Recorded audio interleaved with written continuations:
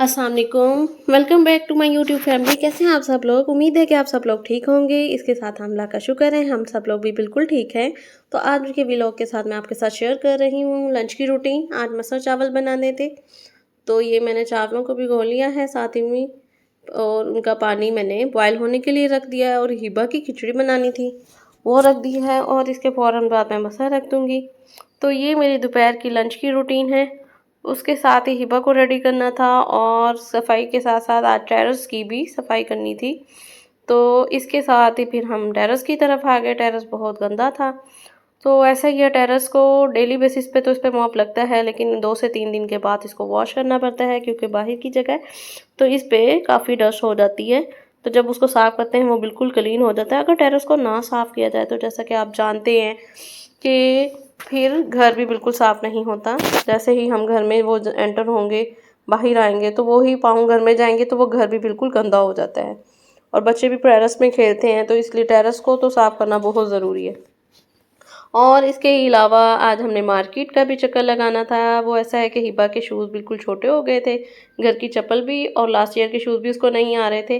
तो इसके लिए फिर हम बच्चा पार्टी गए सबसे पहले कि यहाँ पे देखते हैं कोई पसंद आते हैं तो वो वाले बच्चों वहाँ से हम ले लेते हैं। तो ये देखें जी, ये मैं आपके साथ शेयर कर रही हूँ। तो यहाँ पे हमने पहले चीज़ें देखी, ये विंटर की सारी कलेक्शन आ चुकी है, तो ये हमने देखा।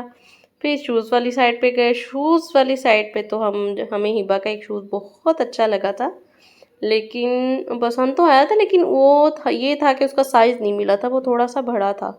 अक्सर ऐसा ही होता है कि बच्चे का शूज़ जब पसंद आए तो फिर साइज़ नहीं मिलता। तो बाकी भी साइज़ भी थे, लेकिन वो मुझे इतने ख़ास नहीं लगे थे।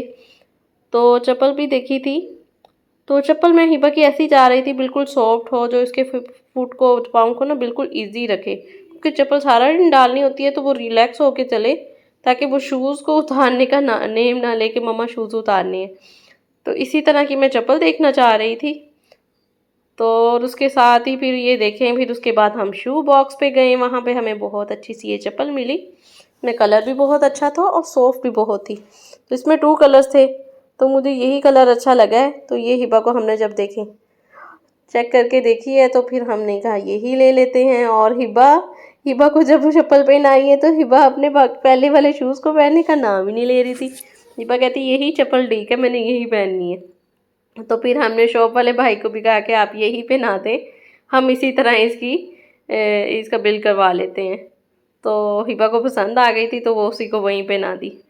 तो उसके अलावा इसके शूज़ लेने थे। शूज़ लेने के लिए फिर हमने, और ये देखें, ये हमने कहा दोनों शूज़ पहन के ये रिलैक्स होके चल के देख ले कि ये इजी है, कोई प्रॉब्लम तो नहीं है, को तंग तो नहीं कर रही। वैसे तो वो थोड़ा सा साइज़ बड़ा ही था, तंग करने वाली नहीं थी, फिर भी मैंने कहा इजी रहे। उसके बाद हमने ये हिबा के शूज़ पसंद किए हैं।